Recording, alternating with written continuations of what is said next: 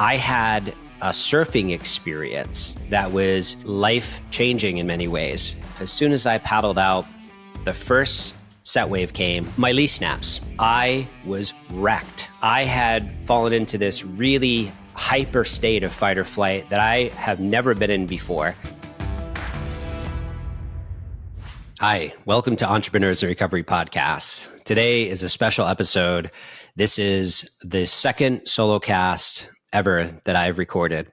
And I really just got on the mic today because I said I would do a second solo cast follow-up. And it's definitely been at least a month or two since my last episode. And I just wanted to do a follow-up.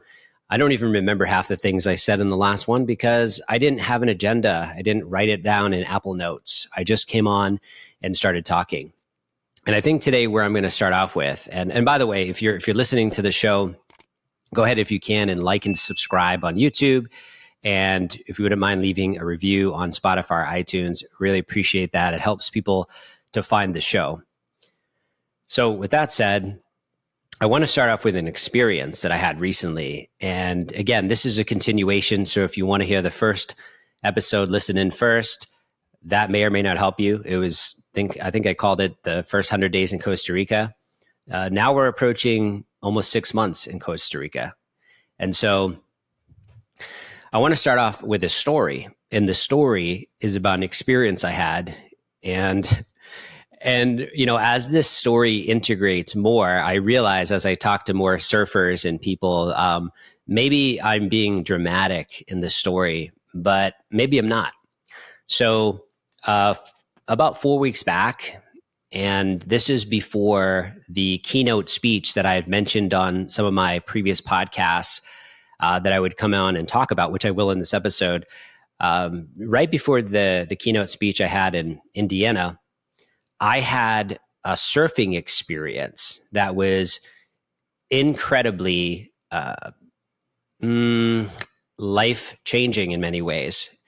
I ended up going on, and for those of you who don't know this, I live in Costa Rica. I live close to the coast, the Pacific coast, and there's great surfing here. And in September, when I moved here, I started to surf, and I never had surfed in my life.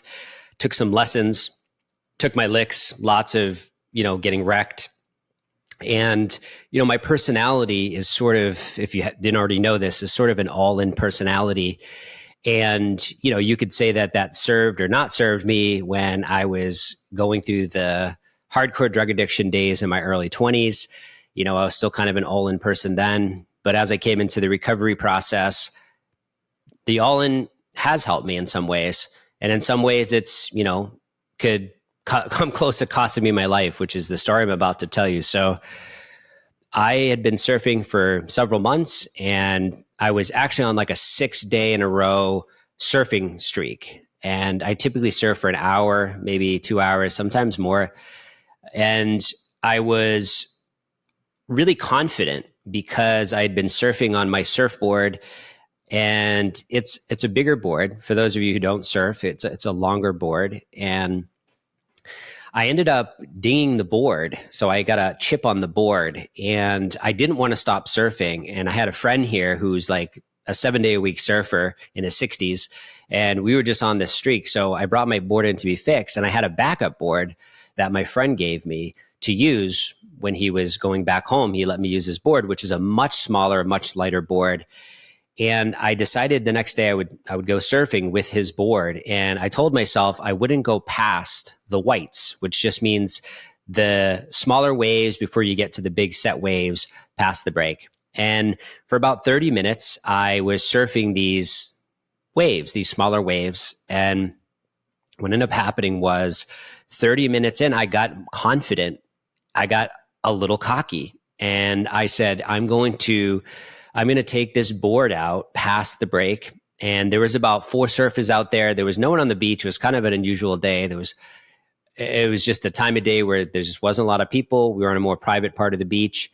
And I paddled out. And as soon as I paddled out, and sure enough, too, by the way, I was watching to see how big the waves were, how big these sets of waves, and they weren't that big. And sure enough, as soon as I paddled out, the first set wave came overhead. And this wave comes and I start paddling to try to get over it. I get hit by it and, roll over and my leash snaps. So one of the things I hadn't considered before surfing was what would happen if my flotation device, my safety net, my surfboard was gone and I was way overhead and I got hit by some of these big overhead waves here. Well, that happened on the very first one. And it doesn't dawn on you right away how important that surfboard is until the moment it happens. And after my board was then washed away, I turned around and the next wave came and hit me. And now I realize that I'm in a crisis situation because this wave rolled me under and then there was another.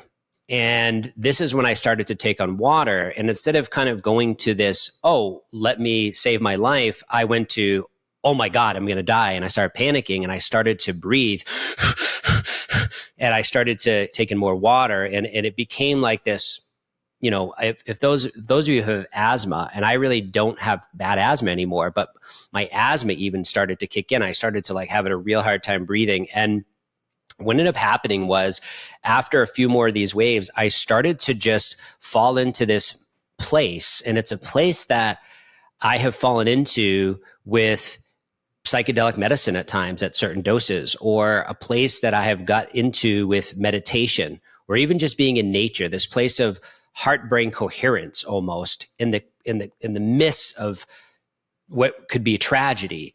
And so what ended up happening is something clicked, and it was kind of like, you're going to make it. And what you're going to do is you're going to turn towards these waves and you're going to dive under them now. And I started to dive under the waves. And as I did that, I started to realize that if I have a chance here, and by the way, there's a strong rip current too, I ended up, the big fear of mine was when I was paddling towards the shore, it felt like I was being brought further back. So there was this real sense of dread and hopelessness happening. So again, something kicked into gear. I started to swim under the waves, and I would start to turn and swim towards the waves as they broke. And I did this for about 15 or 20 minutes. And finally, I could put my foot down. And I came out of the ocean. There was actually a woman on the beach that had my board, and she gave it to me. And I went into my car, and for the next hour straight, I was wrecked emotionally, spiritually. I had fallen into this really hyper state of fight or flight that I have never been in before.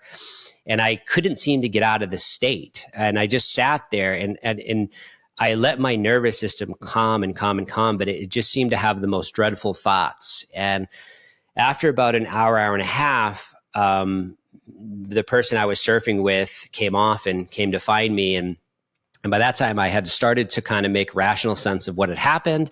And the bottom line is I survived. So he came off and he came off the ocean. I didn't really get into every detail what happened, but he could tell I was kind of shook. And we ended up going and buy another leash. And, let me just put it this way. The next day I went back out surfing again. And why did I do that? I went out surfing the next day because I didn't want to keep that stored trauma in my body. I wanted to be able to expose myself back to that moment and be able to develop a relationship back with the ocean. And of course, I didn't go crazy the next day, but I just got my body back into the ocean, brought a little more sense of calm that everything's going to be okay. Well, what I didn't expect is my body broke down over the next day or two. And a part of this I left out is that day when I had that near drowning experience, I had a podcast to record right when I got back. And the podcast was with Sean McAllister. So if you go back to a few podcasts ago, you'll see the episode with Sean. And I mentioned about it, but you can kind of see it on my face. If you watch that interview on YouTube, I'm not all there. Like I'm there and I have this adrenaline pumping through me. But after that episode, I fell into a very deep depression that I haven't felt in a very, very long time. And I wasn't sure if I was going to come out of it. It was sort of dreadful. And eventually I got off my feet. I left my house and I said, I want to, I want to change my state. I've sat here for hours in this state, feeling my feelings. And so with that said, I had a few days later, my immune system broke down. I became very sick. I was physically sick. I was couch ridden for a while. And, it was a good example of, pushing it so hard and taking really big risks, risks that are, over my head. Now, did I know that the leash was going to snap? No. If it didn't snap, would any of that have happened? Probably not. But it happened. And as a result of that experience, I now approach life differently. I especially approach surfing differently. Every time I go out surfing now, I check the leash. I look at the energy of the waves. I obviously have been always checking the tides, but I really pay attention to what's happening, who's around me, where is my safety? And it's not that I'm living in fear. I'm actually living in an intelligence that I did not have before, to respect nature, to respect the ocean, to respect this art of surfing. And it's made me a better surfer. But the interesting part is, after that happened, I had my speaking engagement, which was my first keynote speech. I did 2 keynote speeches. And for those of you that are just listening for the first time and getting to know me and my story, I left my career as a clinical mental health counselor, which I was doing in my internship, which I was potentially going to do. I also left a career at Verizon Wireless that I had built for 14 years to start Entrepreneurs in Recovery. And I eventually wrote a book years later, and that was in 2021. And what I envisioned for myself was to be a keynote speaker and speak. And what ended up happening is I became more of a facilitator trainer. And I sort of let go of the keynote speaking idea.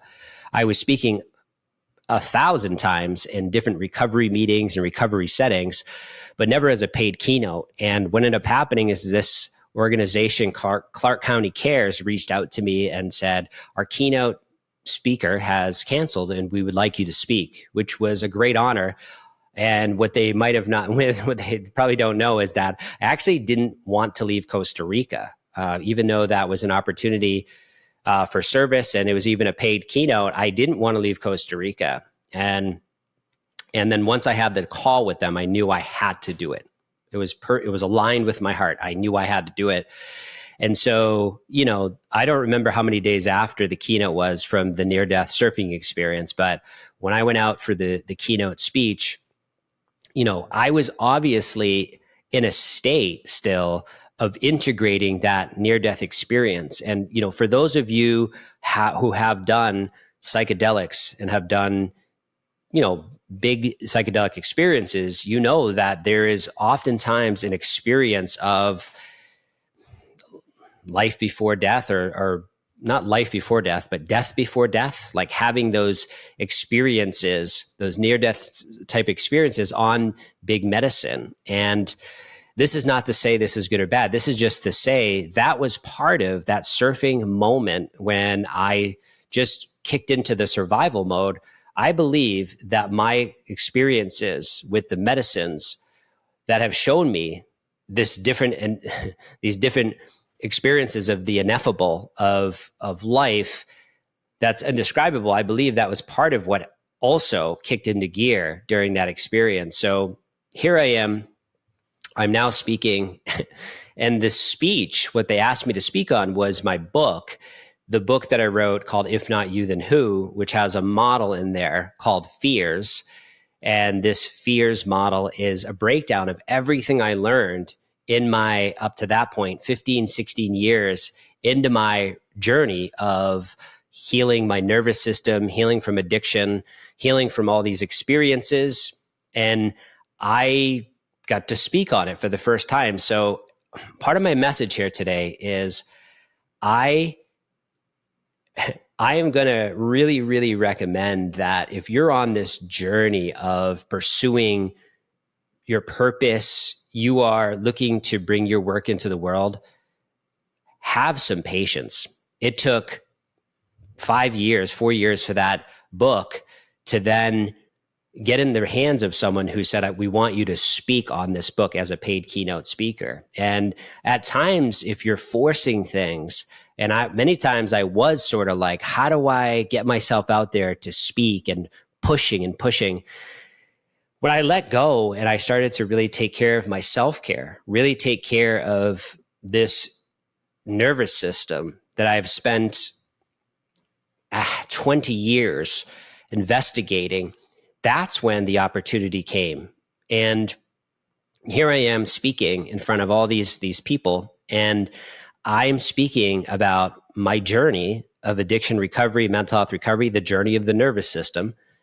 And I'm also speaking about my book and this process that I found that has been very fruitful for transformation for me, from learning from all these mentors and peers and guides, and applying, being a self-scientist and applying all the things that I've learned. So it was a great honor to be able to speak to these individuals and leaders and people in recovery and addiction recovery, and people surrounded by addiction recovery, including judges, politicians, different people who are in the room that are really passionate about this collaboration and coalition that they call Clark County Cares, to be able to help bring services out to the area that can be really fruitful for the people who are struggling with addiction recovery.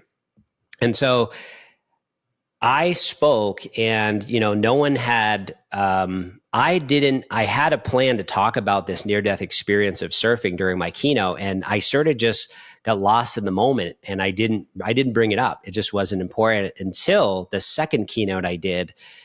And I was asked, after I had completed my speech, there was a Q&A, and someone in the audience said, "Aren't you a surfer?" And now, I don't think there's anything on social media other than maybe an Instagram story I've shared about me surfing. And she was like, "I think you're a surfer, right?" And in the Q&A, that's what she said. "Aren't you a surfer?" And I said, "It's funny you say that." And I proceeded to share this experience on the ocean, surfing, of this, this moment that felt like a near-death experience. And I was grateful that happened, that I got that opportunity to share that. But the point of me saying all this is, number one, life is precious. Life is humbling. Nature is the great equalizer. And I think that what I've learned from that experience, and from the experience of being able to tell my story, is that if you are thinking about bringing your story to the world, and you are looking to continue your path of the healing process, maybe your path is, mine is the healing of the nervous system. That's my next book. That's the work I'm in. That's the place I'm in. The interviews I do in this podcast, it's to understand these different amazing individuals and the work they're up to. And also, it's for me to learn more about ways of healing my nervous system. So this next book that I'm sort of writing as I speak it, I'm not writing it at all right now, but just speaking it into existence, the journey of the nervous system, this is unfolding. And then these experiences of, surfing, and that experience of the keynote speech, these are all helping me to unfold this book. That when you write a book, in many ways, the book writes you. That might sound esoteric, but in many ways, the book writes you. My book that I wrote in 2021 was COVID hit. And when COVID hit, I had started to write immediately. I started writing in March of 2020, and it took me 10 months straight to complete the book, because I knew with what was happening with the lockdowns and everything, I was like, this is my opportunity to write something that's been in my DNA to write, that I've been speaking outwardly in these addiction recovery settings. And I took the time to write it. And for that, that 10-month process, I did what I had to do. But in many ways, there was many moments where that book was writing me. These big inspiring thoughts would come in at night. There would be a full moon, or it'd be 11/11, which sounds very wacky, esoteric numerology, but that would happen. And I would have this download about my dad. I would have this download about a certain story, and I would put that down, and that all ended up in the book. So in many ways, the book writes you when you start that process. So today's episode is really today about you getting to know that my quest and what I'm on, the mission here, is the journey of healing the nervous system. And I've done a lot of work in different types of cold therapies and hot therapies and psychedelic assisted therapies and journaling, all these things that if you know me, you know about. And I continue the quest. And hopefully today, I got through to some of you today of just the message to really, really slow it down, take good care of yourself, and also be able to realize that things take time to marinate. Things take time to marinate. And that keynote that came to me after many years after writing that book, which I expected when I wrote that book, I thought I would have inquiries after inquiries after inquiries, but it was also COVID. There was a kind of a crazy time, but it came when it was supposed to. And you know when it came?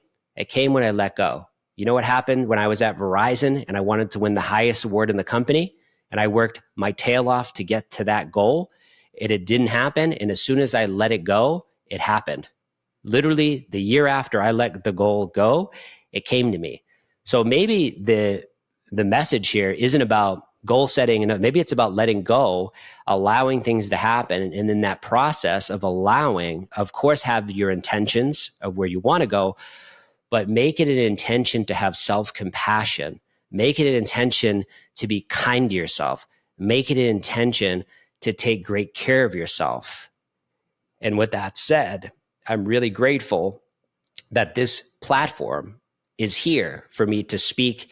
I'm grateful that I can have these conversations with you in this way. And there's going to be more conversations. And I'll leave this with you, that recently I had journeyed into an experience with peyote, which has all different types of, it has a lot of energy around it, but I did it with a beautiful, beautiful space holder.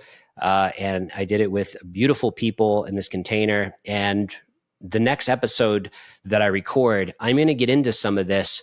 And I'm also going to get into the importance of taking a break. Taking a break. If you are on the medicine path, you are using psychedelic assisted therapies, I took a break. And that break was incredible for me to be able to integrate life, to integrate these experiences. And then when it came time, when it was in the right container with the right people, I chose to do it. And I had integration support and I had all these great people around me. So that's the cliffhanger. The next episode, we'll get into that. We'll get into some of the other things that are developing in my world, but really appreciate you, sending many blessings from the heart. Thank you all. Goodbye. Thank you for checking out Entrepreneurs of Recovery podcast. We are so appreciative that you are here. Make sure you go ahead and like and subscribe to the show on YouTube. Leave a review on iTunes and Spotify so more people can find the show. Once again, thank you so much. We have great episodes and content come out in the future. Thank you for being here. Have a blessed day.